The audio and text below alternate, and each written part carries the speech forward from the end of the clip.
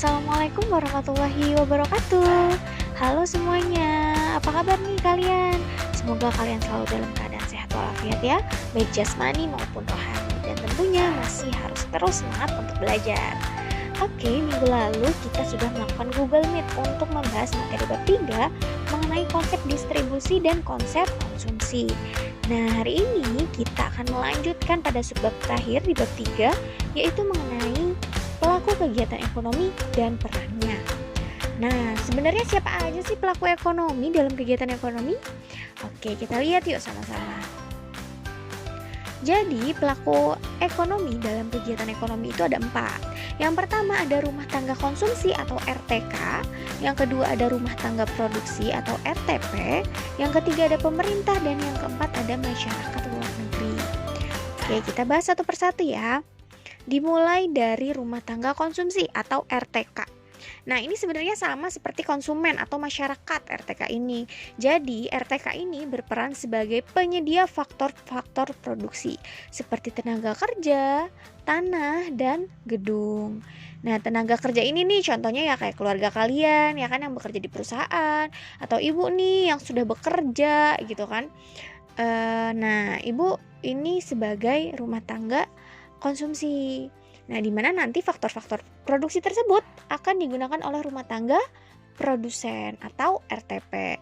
Nantinya si rumah tangga konsumsi ini atau RTK akan mendapatkan balas jasa dari faktor-faktor produksi tersebut berupa uang sewa atas faktor produksi tanah dan gedung, kemudian gaji atau upah atas faktor produksi tenaga kerja. Ya biasa ya kalau kita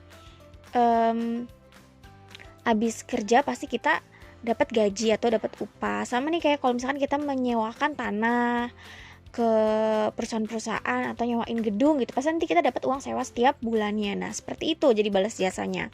Nah, kemudian RTK juga berperan sebagai konsumen barang dan jasa.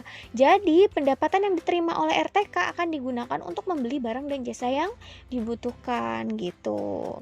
Selanjutnya, pelaku kegiatan ekonomi adalah rumah tangga produksi atau RTP. Jadi RTP ini berperan sebagai penghasil barang dan jasa. Namanya juga rumah tangga produksi. Itu sama aja kayak perusahaan-perusahaan sebenarnya. Nah, jadi dia sudah pasti memproduksi suatu barang dan jasa yang nantinya dapat digunakan untuk memenuhi kebutuhan masyarakat.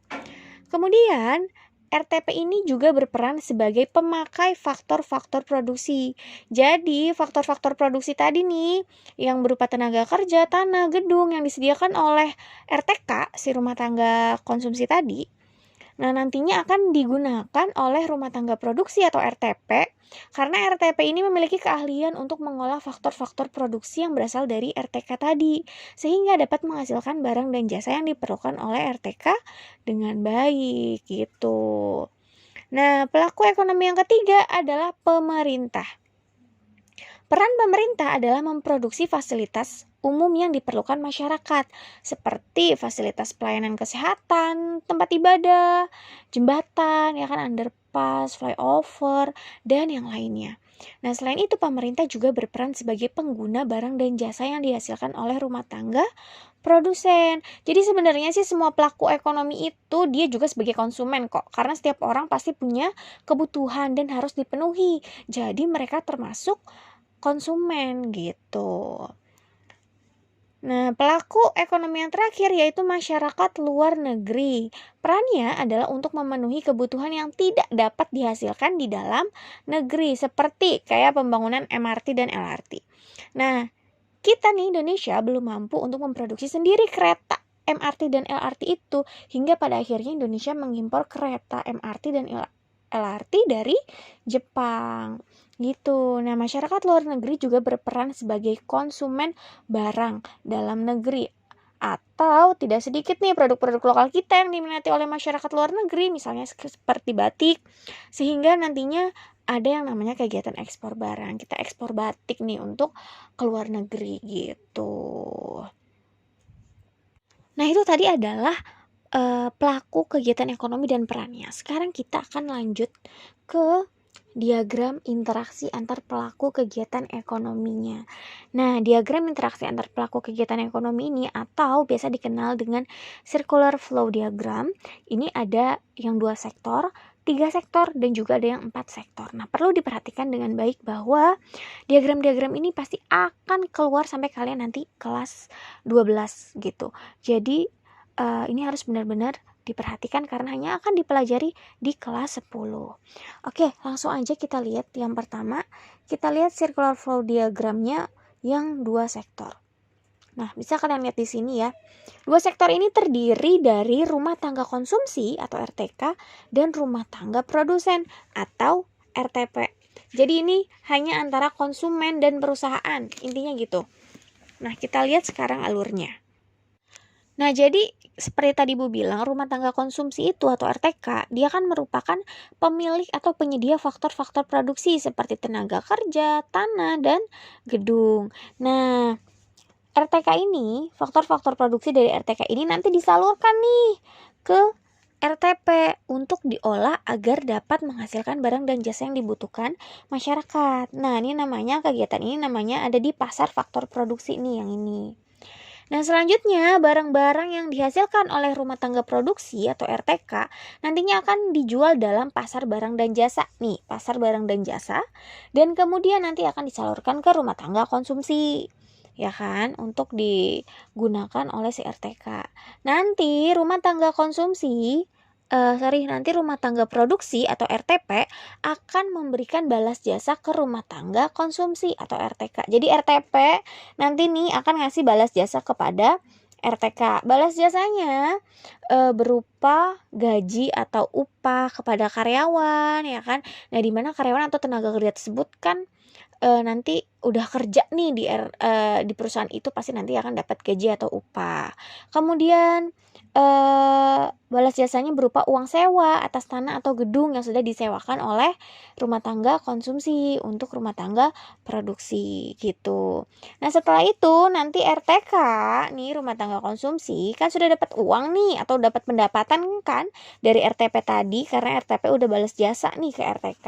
Nah, RTK udah dapat pendapatan, nanti pendapatan tersebut digunakan oleh RTK untuk membeli barang-barang hasil produksi dari rumah tangga produksi gitu. Nanti uangnya jadi dipakai lagi nih, misalkan kamu sebagai RTK, kamu misalkan butuh pakaian lah, butuh makan lah, nanti kamu belinya di rumah tangga produksi di perusahaan-perusahaan ini gitu. Nah, yang selanjutnya adalah diagram interaksi antar pelaku kegiatan ekonomi yang 3 sektor ya.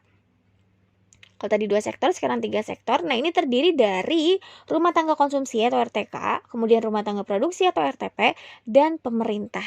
Jadi sebenarnya kalau kalian lihat di sini, diagram RTK dan RTP-nya ini alurnya sama seperti alur diagram 2 sektor sebelumnya. Hanya saja di sini ada tambahannya. Tambahannya adalah ada pelaku ekonomi berupa pemerintah. Nah, oke. Jadi rumah tangga konsumsi atau RTK memberikan balas jasa nih kepada pemerintah berupa membayar pajak. Nah, sebagai balas jasa atas penggunaan sarana dan prasarana yang telah disediakan. Termasuk nih kalau kita sebagai tenaga kerja otomatis sudah memiliki pendapatan kan. Nah, ketika kita sudah memiliki pendapatan, maka kita wajib membayar pajak secara rutin kepada pemerintah. Sama nih Ibu juga, karena Ibu udah ada pendapatan, maka Ibu setiap bulan akan membayar pajak nih kepada pemerintah gitu, atau tiap tahun nih bayar pajak gitu. Jadi secara rutin.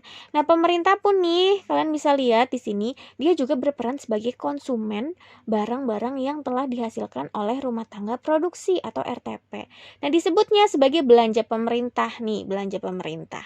Contohnya nih, pemerintah mau membangun jembatan. Pasti butuh semen dan beton kan? Nah, pemerintah tidak memiliki semen atau beton tersebut. Oleh karenanya nih pemerintah membeli barang-barang tersebut di rumah tangga produksi. Atau contoh lain ketika akan ada rapat kenegaraan nih misalnya. Nah, butuh konsumsi kan? Tapi pemerintah gak membuat nih makanan itu gitu. Akhirnya siapa yang buat? Ya rumah tangga produksi. Jadi pemerintah pesan deh makanan ke rumah tangga produksi, yaitu ke perusahaan yang bergerak di bidang kuliner. Misalkan pesan catering kayak gitu. Nah, hal tersebut disebut sebagai belanja pemerintah. Nanti pemerintah akan memberikan uang nih kepada RTP ketika pemerintah membeli barang atau jasa ke RTP itu. Nah, gak hanya RTK aja nih. yang harus membayar pajak. RTP juga wajib nih bayar pajak kepada pemerintah atas kebijakan-kebijakan yang telah diambil oleh pemerintah. RTP atau perusahaan ini pasti nanti akan mendapatkan laba kan dari hasil penjualan barang-barangnya. Nah, ketika mendapatkan laba, maka RTP ini juga wajib membayar pajak kepada pemerintah gitu. Kemudian nanti hasil pajaknya yang diterima pemerintah tadi sebenarnya diolah atau digunakan untuk memberikan pelayanan publik kepada rumah tangga konsumsi, kepada kita. RTK itu kita gitu. Jadi ini pemerintah akan memberikan pelayanan publik tadi. Dapatnya dari mana Bu ini dana pelayanan publiknya? Nah, salah satunya adalah dari pajak yang sudah kita bayar gitu. Nah, jadi nanti pelayanan publiknya itu seperti pembangunan jembatan, flyover, underpass, kemudian ya untuk mengurangi kemacetan ya, kemudian tempat ibadah, fasilitas kesehatan, pendidikan, dan masih banyak lagi gitu. Nah, itu tadi 3 sektor. Sekarang kita lanjut ke diagram interaksi antar 4 pelaku kegiatan ekonomi atau diagram 4 sektor. Nah, 4 sektor ini tadi terdiri dari rumah tangga konsumsi, rumah tangga produksi, pemerintah, dan tambahannya adalah masyarakat luar negeri. Sama kayak sebelumnya, ini ya diagramnya itu sama kayak diagram 3 sektor tadi, tapi tambahannya sekarang ada masyarakat luar negerinya. Nah, masyarakat luar negeri dalam diagram 4 sektor ini memiliki peran sebagai berikut. Yang pertama, mengimpor barang-barang hasil produksi rumah tangga produksi atau RTP. Kemudian menyediakan faktor-faktor produksi yang dibutuhkan rumah tangga produksi melalui kegiatan impor yang dilakukan oleh RTP. Nah, yang ketiga, mengekspor barang-barang hasil produksinya ke rumah tangga konsumsi. Yang keempat, menerima ekspor faktor-faktor produksi dari rumah tangga konsumsi. Nah, jadi perlu diperhatikan, jangan sampai ketukar. Jadi kalau kegiatan impor itu, kita yang beli barang dari luar negeri gitu. Kita beli barang ke luar negeri. Tapi kalau kegiatan ekspor, itu kita yang mengirim barang ke luar negeri atau kita yang jual barang ke luar negeri. Itu namanya ekspor ya. Jadi jangan sampai ketukar. Nah, oke, kita lihat diagramnya ya. Nah, kita lihat diagramnya. Ya, oke, kita mulai dari RTK ke masyarakat luar negeri. Karena kalau RTK pemerintah dan rumah tangga produksi itu alurnya sama kayak sebelumnya. Nah, jadi kita lihat dari RTK ke masyarakat luar negeri. Nah, jadi RTK ini kan sebagai pemilik atau penyedia faktor produksi ya, seperti tenaga kerja, tanah, dan gedung. Nah, biasanya sih yang sering diekspor itu adalah tenaga kerja. Kayak misalnya contoh TKI yang dikirim ke luar negeri. Nah, itu adalah kegiatan ekspor dari RTK ke masyarakat luar negeri, ya kan? Kita suka ekspor tenaga kerja kan, mengirim tenaga kerja dari dalam negeri ke luar negeri untuk dipekerjakan. Nah, masyarakat luar negeri itu biasanya nih di sini nih masyarakat luar negeri juga mengekspor lagi barang-barang hasil produksinya ke RTK gitu. Misalnya pakaian, minuman, furniture, misalnya yang dari Malaysia mengekspor ke Indonesia lah. Terus misalkan dari Singapura ekspor furniture ke Indonesia lah gitu. Nah, jadi ini di masyarakat luar negeri juga melakukan kegiatan ekspor barang ke rumah tangga konsumsi gitu. Nah, sekarang kita lanjut ke rumah tangga produksi. Jadi rumah tangga produksi atau RTP ini melakukan impor barang-barang yang dibutuhkan atau faktor produksi yang dibutuhkan.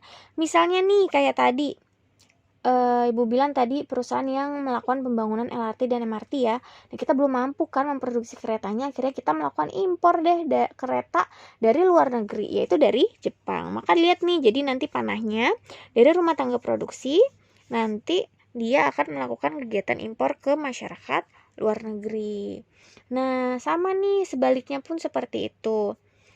Masyarakat luar negeri membutuhkan barang-barang hasil produksi kita untuk mereka. Akhirnya mereka melakukan impor barang ke Indonesia. Nah, misalnya masyarakat luar negeri membeli batik di Indonesia. Nah, itu merupakan salah satu kegiatan impor yang mereka lakukan. Jadi sebenarnya bagi masyarakat luar negeri ketika mereka membeli batik di kita, itu adalah kegiatan impor. Makanya di sini nih dilihat dari masyarakat luar negeri itu melakukan impor barang ke rumah tangga produksi gitu kan.